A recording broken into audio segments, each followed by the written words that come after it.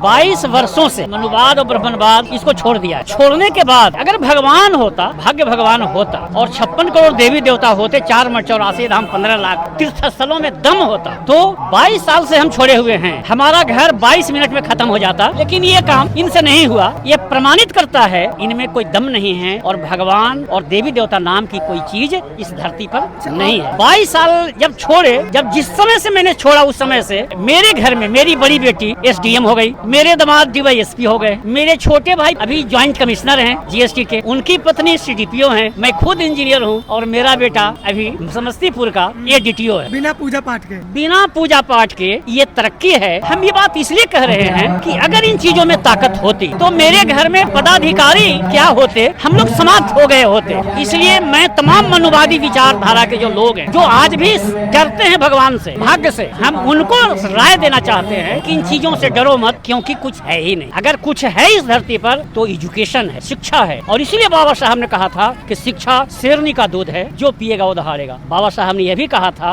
कलम की जो ताकत है वो हजारों तलवार से ज्यादा ताकतवर है। पिताजी दादाजी चले जाते हैं, आप खटिया मचिया तोशक गलीचा पैसा गाय भैंस सब दान करते हो, पैसा दान करते हो और कहते हैं ये बाबा जी कि आपके पिताजी को दादाजी को मिल जाएगा। मेरे भाई साहब अभी मैं खाना खाया हूँ और आप खाए नहीं हैं। हम चाहते हैं कि आपको दे दे, दोनों जिंदा हैं और तब तो जाता नहीं है और मर गए और जल गए, वो उनको चला जाएगा। यह झूठ है, यह भ्रम है और यह झूठ और भ्रम वो बना के रखना चाहते हैं ताकि बहुजन समाज के लोग उसमें फंसे रहें और अपने बाल बच्चों की जो पढ़ाई की जो पैसे हैं वो श्राद्ध में दान दक्षिणा में लगा। गोबर पुजवाने वाले लोग के बेटे बेटियां देश और विदेश में पढ़ रहे हैं और हमारे बच्चों को कहता है कि गोमूत्र पियो, हमारे बच्चों को कहता है कि मंदिर जाओ। अगर मंदिर में ताकत होती तो योगी आदित्यनाथ गोरखनाथ का मठाधीश थे और उस मठ में मंदिर में गोरख बाबा में ताकत होती तो इनकी औकात नहीं थी कि उनको छोड़ करके वो मुख्यमंत्री बनते। एक और दूसरा, अगर ताकत इसी में होती तो मुख्यमंत्री वो क्यों बनते, यहीं से पूरे दुनिया को भला कर देते। यह बताता है इस देश में हजारों असेंबली में पार्लियामेंट में साधु और साधुआइन कहाँ है, पार्लियामेंट के मेंबर है। क्या नाम है सर आपका? जी इंजीनियर नागेंद्र सिंह। मैं गया से यहाँ आया हूँ जब ये पता चला कि रमन आजाद साहब बाबा साहेब डॉक्टर भीमराव अम्बेडकर साहब का मूर्ति का अनावरण करवाने जा रहे हैं, मूर्ति बनाए हैं। बड़ी ही खुशी की बात है। सबसे पहले तो मैं रमन आजाद जी की फैमिली को और उनको और इस कार्यक्रम में जो लोग लगे हैं उन सबको तहे दिल से बधाई देना चाहता हूँ और आपके दर्शकों को भी देना चाहता कि आप बहुत बड़ा काम कर रहे हैं, जो बाबा साहेब की बातों को आगे बढ़ाने में आप लगे हुए हैं। मैं खुद अपने घर में अपने जीवित माता पिता का मूर्ति बनवाया और बगल में तथागत बुद्ध का मूर्ति बनवाया और 22 वर्षों से भी ज्यादा से मैं मनुवाद और ब्राह्मणवाद और ये जो ब्राह्मणी संस्कृति है इसको छोड़ दिया है। हम ये बात इसलिए कह रहे हैं कि छोड़ने के बाद अगर भगवान होता, भाग्य भगवान होता और 56 करोड़ देवी देवता होते, 4 मठ 84 धाम 15 लाख तीर्थ स्थलों में दम होता, तो 22 साल से हम छोड़े हुए हैं। हमारा घर 22 मिनट में खत्म हो जाता, लेकिन ये काम इनसे नहीं हुआ। ये प्रमाणित करता है कि इनमें कोई दम नहीं है और भगवान और देवी देवता नाम की कोई चीज इस धरती पर नहीं है। पहला इसी में जोड़ देते हैं 22 साल जब छोड़े, जब जिस समय से मैंने छोड़ा उस समय से मेरे घर में मेरी बड़ी बेटी SDM हो गई, मेरे दामाद DYSP हो गए, मेरे छोटे भाई पहले से ही अभी ज्वाइंट कमिश्नर हैं GST के, उनकी पत्नी CDPO हैं, मैं खुद इंजीनियर हूं और मेरा बेटा अभी समस्तीपुर का ADTO है। बिना पूजा पाठ के ये तरक्की है। हम ये बात नहीं कहते और कोई अहंकार नहीं समझेंगे। हम ये बात इसलिए कह रहे हैं कि अगर इन चीजों में ताकत होती तो मेरे घर में पदाधिकारी क्या होते, हम लोग समाप्त हो गए होते। इसलिए मैं तमाम मनुवादी विचारधारा के जो लोग हैं, जो आज भी डरते हैं भगवान से, भाग्य से, हम उनको राय देना चाहते हैं कि इन चीजों से डरो मत, क्योंकि कुछ है ही नहीं। अगर कुछ है इस धरती पर तो एजुकेशन है, शिक्षा है। और इसीलिए बाबा साहब ने कहा था कि शिक्षा शेरनी का दूध है, जो पिएगा वो दहाड़ेगा।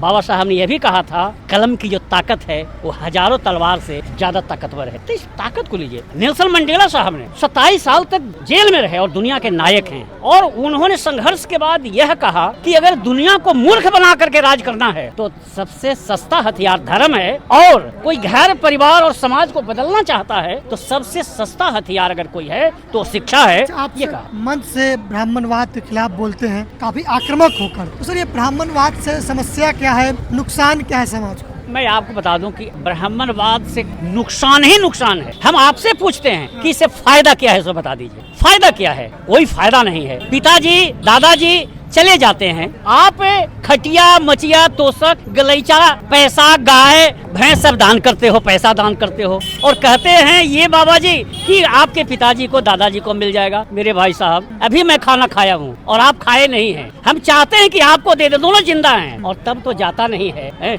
और मर गए और जल गए, वो उनको चला जाएगा। यह झूठ है, यह भ्रम है और यह झूठ और भ्रम वो बना के रखना चाहते हैं ताकि बहुजन समाज के लोग उसमें फंसे रहें और अपने बाल बच्चों की जो पढ़ाई की जो पैसे हैं वो श्राद्ध में दान दक्षिणा में लगाए। वो कह रहे हैं कि गोबर शरीर में लगाइए तो त्वचा रोग नहीं होगा, गाय का मूत्र पी लीजिए कैंसर नहीं होगा। मैं उनको राय देता हूँ, उन मनुवादियों को, कि आपने कभी देखा है ये जो मूत्र और गोमूत्र की बात कर रहे हैं या गोबर का बात कर रहे हैं, ये गोबर पुजवाने वाले लोग के बेटे बेटियां देश और विदेश में पढ़ रहे हैं और हमारे बच्चों को कहता है कि गोमूत्र पियो, हमारे बच्चों को कहता है कि मंदिर जाओ। अगर मंदिर में ताकत होती तो योगी आदित्यनाथ गोरखनाथ का वो मठाधीश थे और उस मठ में मंदिर में गोरख बाबा में ताकत होती तो इनकी औकात नहीं थी कि उनको छोड़ करके वो मुख्यमंत्री बनते। एक और दूसरा, अगर ताकत इसी में होती तो मुख्यमंत्री वो क्यों बनते? यहीं से पूरे दुनिया को भला कर देते। यह बताता है इस देश में हजारों असेंबली में पार्लियामेंट में साधु और साधुआइन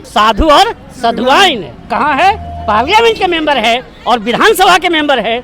उनको पता है कि मंदिरों में, मठों में, मस्जिदों में, गिरजाघर में, मैं सबकी बात कर रहा हूँ, कोई कुछ नहीं है। यह भ्रम का जाल है और हर धर्म के ठेकेदार जो हैं हमको इधर फंसा करके, और असली जहाँ भगवान है, असली जहाँ ताकत है और पार्लियामेंट है, वहाँ वो खुद जाता है और हमको इधर भेज देता है। इसलिए मैं इनको अलर्ट करना चाहता हूँ और कि आप बड़े नेक काम कर रहे हैं और बड़ा साहस का काम कर रहे हैं। ठीक है, यह साहस का काम कभी कभी लोग हर जमाने में किए हैं, कोई किए हैं और जो काम आप कर रहे हैं इसके लिए आप बधाई के पात्र हैं। बहुत बहुत धन्यवाद। जय भीम, नमो बुद्धाय, जय संविधान, जय मंडल। मीरा यादव जी है सोशल एक्टिविस्ट, काफी एक्टिव रहती हैं और मुखर होकर अपनी आवाज को रखती हैं। खासकर महिलाओं को लेकर इनका भाषण होता है और उन्हें जागरूक करना चाहती हैं और महिलाओं को मुख्य धारा में लाना चाहती हैं और इनका जोर होता है महिलाओं की स्थिति को लेकर और वर्तमान समय में जो संवैधानिक व्यवस्था है उसको लेकर। मैम, क्या कहना चाहेंगे आज के समय में महिला और संविधान के बारे में, क्या कहना है आपका? सबसे पहले तो मैं आपको धन्यवाद देती हूँ और आज जितने भी चैनल आपको देख रहे हैं सभी को मैं धन्यवाद देती हूँ। आज जो है संविधान को खत्म करने के लिए मंदिर के बढ़ावा दिया जा रहा है, पाखंड को बढ़ावा दिया जा रहा है और खासकर महिलाओं को कहती हूँ। महिलाओं को तो मनु विधान में कहीं सम्मान मिला ही नहीं, न तो कहीं मंदिर में महंत बनाया गया महिलाओं को, न कहीं मुस्लिम में किसी मस्जिद का मौलवी बनाया गया। तो सबसे बड़ा सम्मान यदि कहीं महिला को मिला है तो उसका नाम संविधान है और संविधान में जो महिलाओं को हजारों वर्ष से शोषण होते आ रहा था उस शोषण को खत्म करते हुए संविधान के तहत प्रत्येक महिलाओं को जज बना दिया गया। इससे बड़ा और तोहफा क्या हो सकता है? इसीलिए मैं संविधान की बात करती हूँ और महिलाओं को हक और अधिकार यदि लेना है तो वर्तमान में जितनी महिलाएं शिव चर्चा कर रही है, शिव चर्चा को छोड़ना पड़ेगा और संविधान के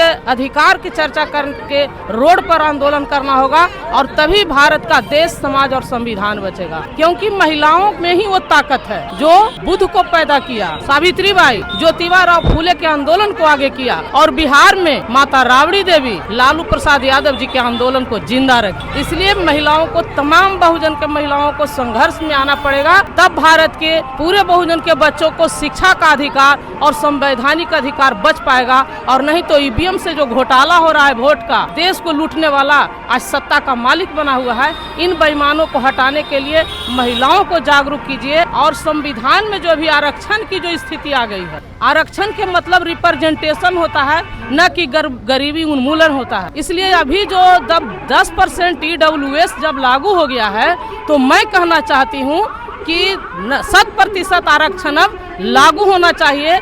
जिस आरक्षण के लिए आदरणीय हमारे अमर शहीद जगदेव प्रसाद की जान गई और लालू जी को जेल के सलाखों में बंद किया गया है, तो मैं कहना चाहती हूँ कि जब 10% लागू असंवैधानिक हो सकता है तो फिर 90% संवैधानिक आरक्षण क्यों नहीं? 100% आरक्षण लागू होना चाहिए, जातीय जनगणना होना चाहिए और इस देश में एक समान शिक्षा और चिकित्सा नीति लागू होना चाहिए।